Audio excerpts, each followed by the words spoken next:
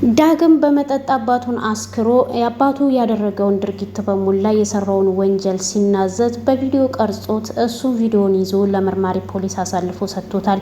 ፖሊሱም በጣም ጥሩ ነገር ነው ያደረከው፣ የእውነት እናትን ለማውጣት ለአንድ እናት የሚከፈለውን ዋጋ ነው የከፈልከው ብሎ ይለዋል።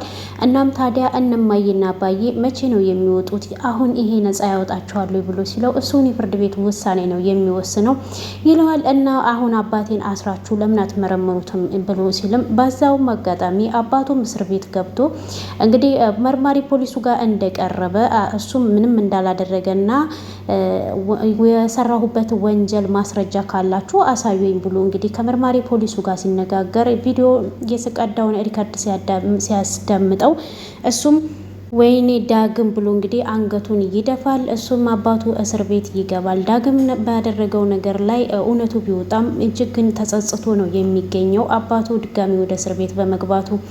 ናሆም እንግዲህ ኑሃሚን ከኤርሚያስ ጋር ቆማ ስታወራ በጣም አይቷት እጅግ ተናዶ ነው የሚገኘው። ኤርሚያስም እጅግ የተጨነቀበት ነገር ቢሆን የአምራን ነገር ነው። አምራን የድርጅቱ 80% አልበቃ ብሏት የእሱን መኪና እንደወሰደችበት እንግዲህ በባለፈው እንዳያችሁት እንደተመለከታችሁት ነው።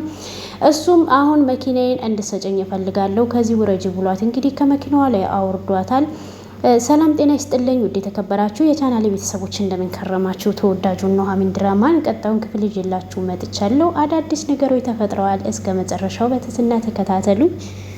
ኤርሚያስም ለኑሃሚን ስልክ እየደውልላትና አሁን ላገኝሽ እችላለሁ ወይ ቤታችሁ አካባቢ ነኝ ብሎ ሲላትም ምን ነው የተፈጠረ ችግር አለ ወይ ብላ ስትለው አሁን ላገኝሽ እፈልጋለሁ ነይ ሲላት ግን ብላ ስትለው ግን ደግሞ ምን ብሎ ይላታል። አሁን ናሆም ካንተ ጋር ካየኝ ሌላ ነገር ነው የሚጠረጥረው ደግሞ ከፈለከኝ እመጣለሁ ብላ ትለዋለች። አሁን ነው እንድትመጪ የምፈልገው ብሏት እሷም እንግዲህ ወደ እሱ ጋር ትሄድና ታገኘዋለች። እሷም እንደደረሰኝ ሰላም ደህና ነህ ወይ? ምንድነው የተፈጠረ ነገር አለ ወይ? በምንድነው የመጣከው? ማለቴ መኪና ክስ ብላ ስትጠይቀው መኪናዬን አምራን ወስደዋለች ብሎ ይላታል። ማለት በስተመጨረሻም ሰላም ፈጠራችሁ ወይ ብላ ስትለው እሱም ከዚህ ከሴጣን ጋራ መቼም ቢሆን ሰላም ልንፈጥር አንችልም ብሎ ይላታል። እና መኪናው እሷ ጋር ምን ይሰራል ብላ ስትጠይቀው በኤሚ ጉዳይ አስገድዳኝ ነው መኪናዬን የወሰደችብኝ ብሎ ይላታል። እሷም ማለት በኤሚ ጉዳይ ስትል አልገባኝም ብላ ትጠይቀዋለች። አምራን በኤሚ መጣችብኝ በማልችለው ነገር ለኤሚ ጉማሮ ለመስጠት መኪናውን ካልሰጠከኝ ላደርገው አልችልም ብላ ስትለኝ እኔም በቃ መኪናውን ሰጠዋት ብሎ ይላታል። ኑሃሚንም በጣም ትገረምና እንዴ ቆይ ከነ አቶ ለይኩ ላይ የወሰደችው አልበቃ ብሏት ነው ወይ ያንተ የስራ መኪናክን የወሰደችብክ ብላ ስትለው በእርግጥ ስሙን አላዘዋወርኩላትም የግድ ከሆነ ግን ደግሞ አደርገዋለሁ ብሎ ይላታል። እንዴ ይሄማ ሊሆን አይችልም ብሎ ሲላት ብላ ስትጠይቀውም ኤርሚያስም አሁን እኔ ካንቺ አንድ ለማወቅ ነው የመጣሁት ነገር አለ እሱም የ80%ን የድርጅቱን ድርሻ እወስዳለሁ ብላቸዋለች ወይ ይሄ ነገር እውነት ነው ወይ ብሎ ሲጠይቃትም ቆይ አንተ ይሄን ነገር ከየት ሰማክ ብላ ስትለውም ለነገሩ እሷ ራሷ አምራ ልትነግር ትችላለች እንጂ ሌላ ሰው ሊነግርክ አይችልም ብላ ስትለውም እሱም ደግሞ አሁን እኔ ካንቺ ለማረጋገጥ ነው የመጣሁት ብሎ ይላታል።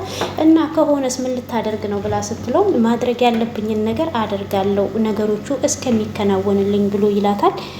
ኑሃሚንም ነገሩን ለመሻፈንፈን ፈልጋ ነበረ። ነገር ግን እሱ ደግሞ ከናሆም እንደሰማ እና ይነግራታል። እሷም በጣም የምትገረምና እንደተጣላችሁና እንደተደባደባችሁ ብቻ ነው የማውቀው እንጂ ይሄን ነገር ይነግርታል ብዬ አስቤ አይደለም ብላ ስትለው አሁን ላይ ከናሆም ጋራ እርቅ አውርደናል፣ ሰላም ነን። እናም ከአንቺ እውነቱን እንድትነግሪ ነው የምፈልገው ይላታል። እሷ ደግሞ እባክህ አሁን ነገሮችን ሄደህ እንዳታበላሽ እባክህ ስትለው እኔ ምንም ነገሮችን አላበላሽም ይላታል።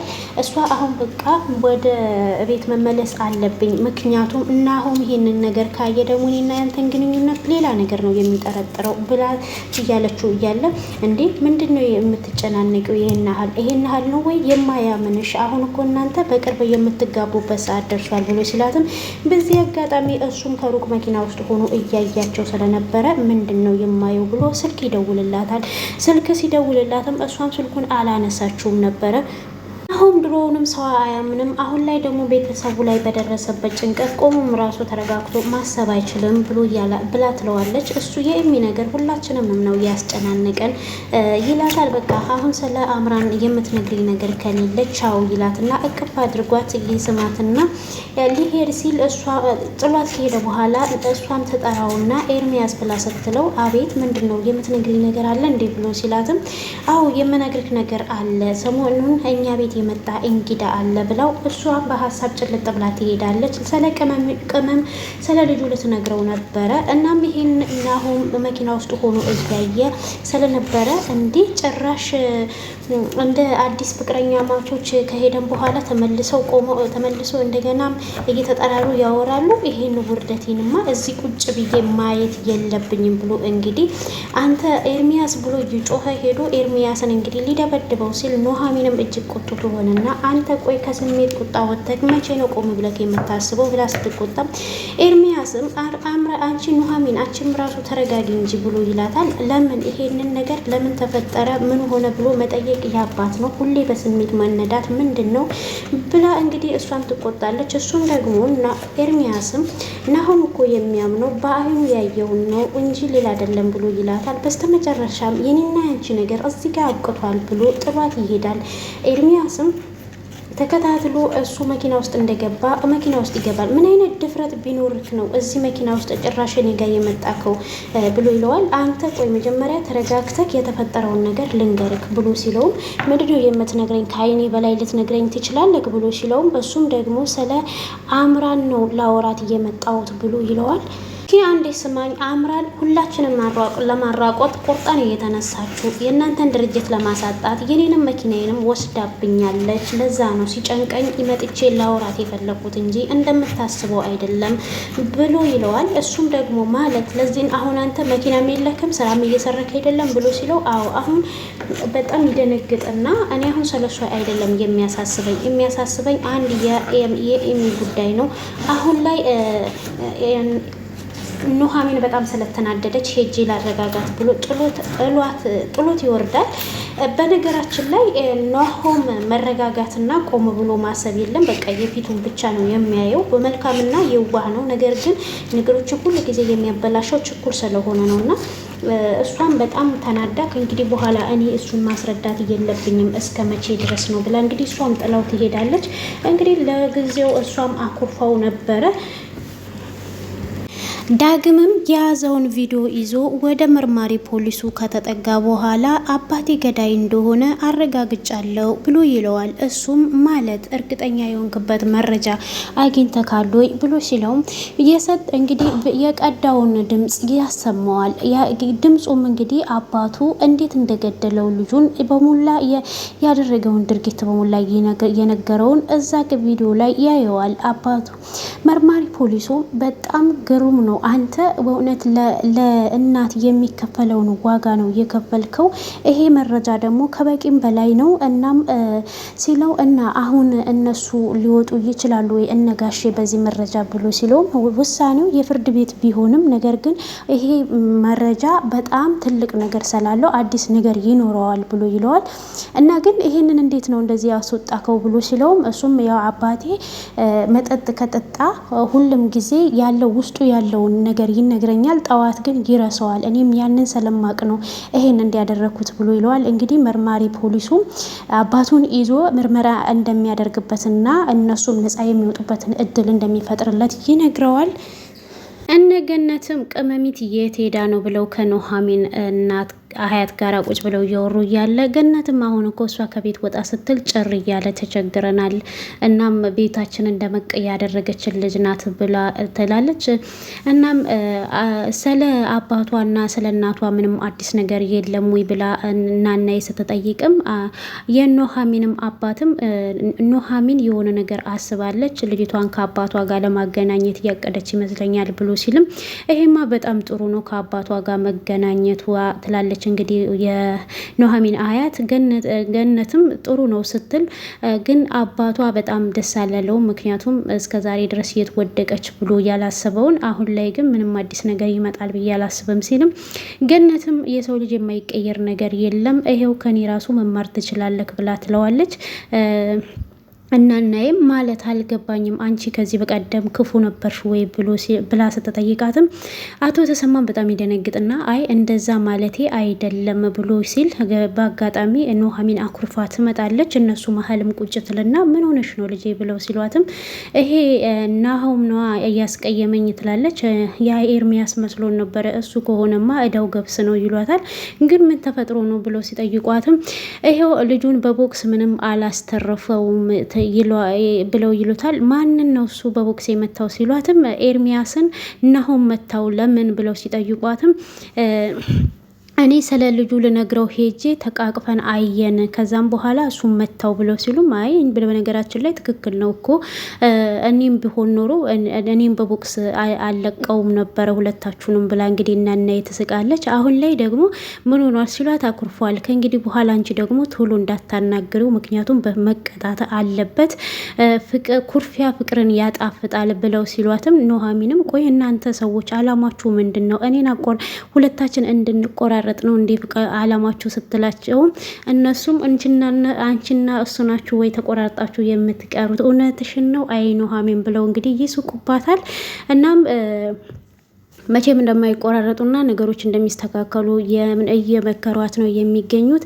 እንግዲህ ሲምባም መርማሪ ፖሊሱ ጋር ቀርቦ ቆይ እናንተ ምን አድርጉ ነው የምትሉኝ? ንጹህን ሰው የምታንገላቱት ገዳው ታስሮ እያለ እኔ ምን አድርጉ ነው የምትሉኝ? ህግ የለም እንደዚህ ሀገር ብሎ እንግዲህ ጉራውን ሲነፋ መርማሪ ፖሊሱም ደግሞ አሁን ስርዓትህን ያዝ፣ አንተ ገዳይ የመሆንህን ማስረጃ እኛ ጋር በእጃችን አለ ብለው ይሉታል። ታዲያ ገዳይ ከሆንኩኝ ማስረጃውን አሳዩኝ ብሎ ሲልም እንግዲህ ያንን ሪካርድ ሲያሰማው እሱም በጣም ይደነግጥና ወይኔ ዳግም ይላል። እንግዲህ ዳግም ያንን ጉድ እንደሰራው አምኗል። በነገራችን ላይ መርማሪ ፖሊስ ላይ ምንም መዋሸት አልቻለም። ምክንያቱም መረጃው ስለተያዘበት ያደረገውን ድርጊት እንግዲህ ተናግሮ እሱም ማረፊያ እስር ቤት እንግዲህ እንዲያርፍ ተደርጓል። ኤርሚያስም አምራን ያለችበት ቦታ ድረስ ይሄድና እሷ መኪና ውስጥ ነበረች። እሱ መኪና ውስጥ ይገባል። እሷም ልክ እንዳየችው በነገራችን ላይ መኪና ካልተመቸችኝም ብላ ትለዋለች። አይደል ብሎ ሲላትም አዎ አሮጌ ናት። እንግዲህ ብሩ ደግሞ ወዲያው ሲገባልኝ እቺ ሸጬ መኪና ቀይራለሁኝ አዲስ እስከምቀይር ለዛ እስከዛ ድረስ ታገለግለኛለች። እቺን ደግሞ ካልሆነ ሸጬ ለነዲያንን እሰጣለሁ ለኃጢአቴ ማካካሻ ትሆናለች ብለው ትለዋለች። አንቺም መቼም ፈጣሪ ይቅር አይልሽም፣ አንቺ እጅግ ስር የሰደደ ጥላቻና መርዝ ነው የምትረጪው ብሎ ሲላትም እሷም ደግሞ ከመኪናዬ ላይ አሁን እንድትወርጂ ብሎ ሲላትም እንዴ ለምትወዳት ለምታፈቅራት ለጮኛክ ስትል ይሄንን መኪና እንደምትሰጠኝ እኮ ነግረኸኝ ነበረ ብላ ስትለውም እሱም ደግሞ የድርጅቱን ድርሻ እወስዳለሁ ብለሽ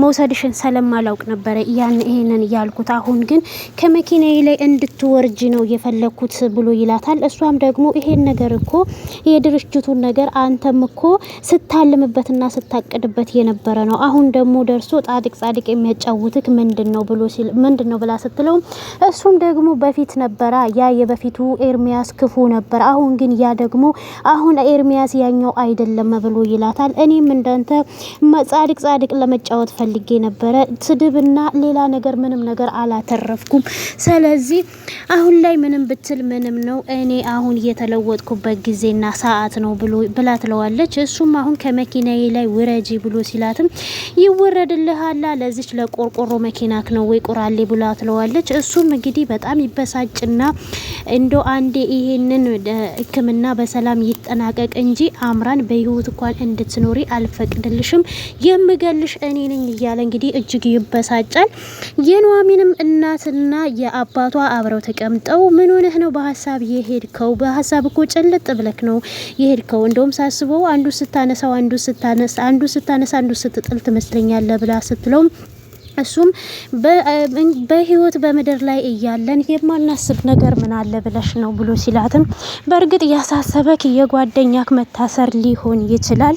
እናም ግን እንዴት ሆኖ ይሆን ብላ ስትለውም እኔ አሁን ይሄን ሰሞን ሄጄ አላውቅም፣ ምን እንደሚሉኝ እንኳን አላውቅም ብሎ ይላታል። እሷም አሁን እሱ ያ መልካም ሰውና ደግ ሰውን ሄጄ ባየው ደስ ይለኛልና ውሰዱኝ ብላ ስትል በእርግጥም እኮ አንቺ በእርግጥ በትክክልም እኮ አልተዋወቅሽውም ብሎ ሲላትም እሱ እናንተ ከነገራችሁኝ አንጻር መልካምነቱ ለእናንተ ያደረገላችሁ ነገር በጣም ዘለገዛኝ ሄጃ አየዋለሁ ብሎ ይላታል። ናሆምን ብቻውን ሳሎን ተቀምጦ የኔ ፍቅር አሁንም አኩርፈሽኛል ወይ ብሎ ሲላትም የኔ ፍቅር ማንን ነው ደግሞ የምትለው ብላ ስትለው አሁን አንቺና እባክሽ ይቅርታ አድርጊልኝ በጣም ስለተበሳጨው ነው ብሎ ይላታል። አንተ ቆይ መቼ ነው የምትሻሻለው? ከዚህ ቅናትክ የምትወጣው ሁሌ መቅናት አይሰለችክም ወይ ብላ ትለዋለች። እኔ እኮ ያቀፈኝ ስለ ልጁ ልነግረው ስል ነው እንጂ ሌላ ነገር አንተ እንዳሰብከው አይደለም ብላ ስትለውም እኔ ከኔ ውጪ የእውነት ቢቻል ማንም ሰው ባያቅፍሽ ደስ ይለኛል ብሎ ይላታል። እና ካንተ ውጭ ማንም ሰው እንዲያቅፈኝ አትፈልግም ወይ ስትለው አዎ ይላታል። በእርግጥ አሁን ላይ ስለኔና ስላንተ ተወውና ስለ ኤሚ ጉዳይ ማውራት አለብን ብላ ስትለውም አሁን ላይ ሁሉ ነገር እንደተስተካከለና ባንኮክ ሄዳ የምትታከምበትን መንገድ ሁሉ ነገር እንደተመቻቸ እናም እነማዬም በቅርብ እንደሚወጡ እየነገራት እያለ በአጋጣሚ ዳግም እጅግ አዝኖ ወደ ቤት ይመጣል። ቤትም መጥቶ ሳሎን ላይ ከተቀመጠ በኋላ ምን ሆነ ካል ዛሬ ደግሞ ሰላም የለም እንዴ ብላ ኑሐሚን ስትጠይቀው እሱ መንባተና ንቆት አባዬ በድጋሚ እስር ቤት ገባ ብሎ ይለዋል። ማለት አባዬ ማለት ለምንድን ነው የገባው ብላ ኑሐሚን ስትጠይቀው አባዬ ገዳይ ነው ብሎ ይላታል። በጣም ነው የደነገጡት እና እነማዬ አሁን ነጻ ይወጣሉ ወይ ብለው ሲጠይቁትም እሱን ያው አባዬ ካልከሰሳቸው እነሱ ነጻ የሚወጡበት ነገር አለ፣ በነገም ሊወጡ ይችላሉ ብለዋል። ኑሐሚንም በእርግጥ አንተ በጣም ትልቅ ዋጋን እየከፈልከው አንተ በጣም ተገቢውን ነገር ነው ያደረግከው ብላ ትለዋለች። እኔ ይሄንን ነገር ባላደርግ ኖሮ አባዬ ሊታሰር አይችልም። እናም አባዬ መቼም ይቅርታ አያደርግልኝም አዝኖብኛል ብሎ እንግዲህ ሲያለቅስ ዳግም ናሆምም ይነሳና እቅፍ ያደርገዋል። አይዞ ከአባት ጋር ይቀየምክም ይለዋል። እናም አባዬን እለምነዋለሁኝ በእርግጥ እሱን ማየት ድፍረቱም የለኝም ግን እንዳይከሳቸው ለምነዋለሁ ብሏቸው እንግዲህ ይላቸዋል። እና አምራንም እንግዲህ ናሆምንም ደውላ ጠርታው ምንድነው አንቺ 10 ጊዜ እየደወልሽ የምትጨቀጭቅኝ ብሎ ሲላትም አይ እየደወልኩ ከመጨቃጭቅክ እንዲህ በአካል እንገናኝ ብዬ ነው። እናም ምን አደረክ? አሁን እኮ የምንሄድበት ጊዜና ሰዓት እየደረሰ ነው። አሁን ላይ ጠቀም ያለ ገንዘብ እፈልጋለሁኝ ብላ ትለዋለች። የምን ገንዘብ ነው የሚሰጥሽ? አሁን ደግሞ ምንድን ነው የሚያስፈልግሽ ብሎ ሲላትም አሁን ድርጅቱ መፈራረም አለብን ብላ ትለዋለች። እሱን በቃ ነገ ወይ ተነገ ወዲያ ነገሮችን እጨርስልሻለሁ እንፈራረማለን ብሎ ይላታል። ግን እስከሚሄድ ድረስ የሚያስፈልገኝ ገንዘብ አለ ስትለው እጅግ ይበሳጭና እሱም ቆይ አንቺ ለምንድን ነው እንዲህ የምትይኝ ስላት ለምንድን ነው ይሄን ያህል ገንዘብ የምትጠይቂኝ ሲላትም እሷ ደግሞ ከራሴ ገንዘብ ላይ እኮ የሚቆረጥ ነው ብላ ትለዋለች። የሚገርም ነገር ከራሴ ገንዘብ ስትለው ራሱ ተገርሞ አሁን ላይ የእህታችሁ ህይወት በእጄ ስለሆነ ምንም ነገር ልታደርጉ አትችሉም ትለዋለች። እሱም እንግዲህ ከልህና ከቁጣ እሷ የምትለውን ነገር ብቻ ነው ማድረግ የሚፈልገው። ምክንያቱም አሁን ላይ ይሄን ነገር ቢቀርም እኔ እኮ ካልፈለኩኝ ሊቀርም ይችላል ብላ ስለምታስፈራራቸው የምትለውን ነገር ሁሉ ለማድረግ እንግዲህ አሁን ላይ ወስነዋል። ኑሐሚንም ለኤሚ ዛሬ አዲስ ነገር አለ ብላ ስትላትም አሁን ስለ እኔ ሕክምና ልትጠይቂኝ ከሆነ የመጣሽው የተዘጋ ፋይል ነው። እኔ ካልታከምኩኝ ከሞትኩኝ ይሄ ቤተሰብ ምኔናቶ ምናሃል አዘን ውስጥ እንደሚገባ እረዳለሁኝ። ከታከምኩ ደግሞ ንብረታቸውን አጥተው ሲጎሳቆሉ ማየት አልፈልግም። ብቻ ግራ የተጋባ ስሜት ውስጥ ነኝ ብላ ትላታለች።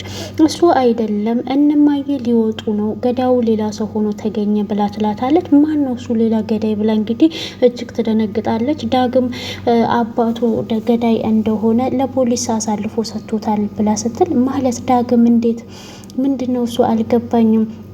ዳግም አባቱን ለእስር ቤት አሳልፎ ሰጠ። እናቱ ስትወጣ አባቱ ታሰረ። ይሄ እኮ ደስም የሚልና በጣም እየተዘበራረቀ ስሜት ነው። ምክንያቱም እሱ አሁን ምን ይሆናል አባቱን አቶ ወንድሜስ የት ነው ያለው? አይቼውም እኮ አላውቅም ብላ ትላታለች።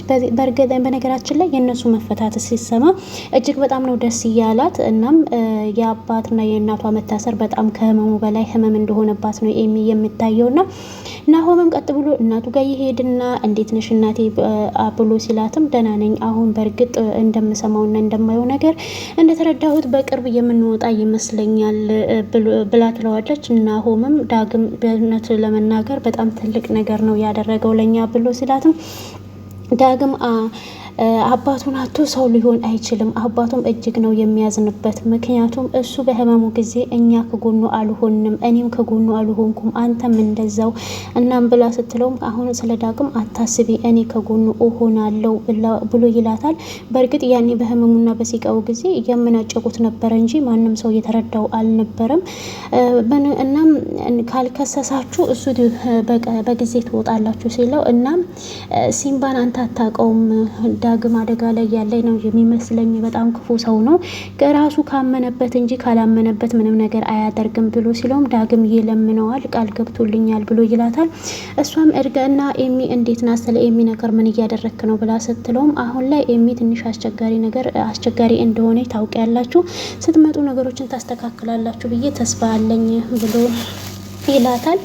እናም ስለ ሕክምናው ስትነግረው እስኪ ትንሽ የዘግይ ብዬ ነው የሆነ ተአምር ከተፈጠረ ከዚች ከአምራን የምንገላገልበት እግዚአብሔር ታምር ነገር ከሰራ ብዬ ነው ሲላትም የእኔ ትልቁ ታምር ልጄ ታክማ መዳኗ ነው የምፈልገው። ምንድነው ያቀድከው ነገር አለ ወይ ብላ ስትለው ምንም ነገር ያቀድኩት ነገር የለም ይላታል። በቃ አሁን ሁሉንም ነገር ውክልናው ባንተ ስለሆነ ለእሷ አስተላልፍላትና ሁሉም ነገር ይለቅና ወደ ሕክምናው ሄዳ ትታከምት ሲላት ስትለው እሱም ሁሉንም ነገር ጨርሻለሁ መፈራረም ብቻ ነው የቀረን ይላታል። እንግዲህ እሷ ንብረቷንም ለመስጠት ንብረቷንም ለማጣት ምንም ነገር አላሳሰባትም። የልጇ መዳን ነው ብቻ ነው ያሳሰባት። ዳግምም እጅግ አዝኖ አባቱ ጋር ሄዶ አባዬ አዝነህብኛል አይደለም ወይ ብሎ ሲለውም ልታየኝም አልፈለክም አይደል ሲለው አዎ ላይክም አልፈልግም ብሎ ሲለው አባዬ ይቅርታ አድርግልኝ ብሎ ሲያለቅስም ዳግም አሁን አንተ አላዘንኩብክም፣ እውነት ለመናገር ተገቢውን ነገር ነው ያደረከው። እናትን ነጻ ለማውጣት እኔን አሳሰርከኝ። ምክንያቱም እኔ የታሰርኩት በጥፋቴ ነው፣ እናትክ ደግሞ ያለ ጥፋቷ ነው። ስለዚህ አንተ ላመንክበት ነገር ሁሉ እንደማትመለስ አውቃለሁኝ ብሎ ይለዋል። በእርግጥ አባዬ በጣም አሳዝኝ ካለው ሲለው በቃ አንተ በእኔ ምክንያት እንድትሰበር አልፈልግም፣ እንድታዝንም አልፈልግም ብሎ ሲለውም ዳግም ማመን ነው ያቃተው እና አባዬ አንድ ነገር ልጠይቅክ ብሎ ሲለውም የእውነት አንተ እነሱ እንዲወጡ ትፈልጋለህ ወይ ሲለው አዎ ይወጡ ብሎ ይለዋል። እና ግን አትከሳቸውም ወይ ብሎ ሲለውም እዚህ ላይ እንግዲህ አባቱ ምንም አይነት መልስ አልመለሰለትም። ከከሰሳቸው እነሱ ላይ ወጡ ስለሚችሉ ካልከሰሳቸው ደግሞ ቶሎ እንደሚወጡ ስለሚያውቅ እዚህ ጋር ቆም ብሎ እያሰበበት እያለ ነው ድራማው የተጠናቀቀው። በስተመጨረሻም የነ አቶ ለይኩን እውነት ስለወጣ ደስ ብሎኛል። ኤሚም ደግሞ ከአምራን አይመስለኝም ጉማሮ ከሌላ ሰው የሚገኝ ይመስለኛል። አሁን የቤት ሰራተኛ ሆና ወደዛ ቤት የመጣችው የናሆም እናት ከሷ እንግዲህ ጉማሮ ተመሳሳይ ይገኛል ብዬ አስባለሁ። አምራን ግን ያሰበችውን የተጎመጀችበትን ሀብትና ንብረት ሳትበላ ሜዳ ላይ የምትቀር ይመስለኛል። እስኪ እናንተም ሀሳብ አስተያየታችሁን በኮመንት ላይ አሳውቁልኝ። የእውነት የኤርሚያስ መመለስ የገነት መመለስ በእውነት በጣም ደስ ይላል። ይሄ ድራማ በጣም አስተማሪና ዘና ፈታ የሚያደርግ ነው።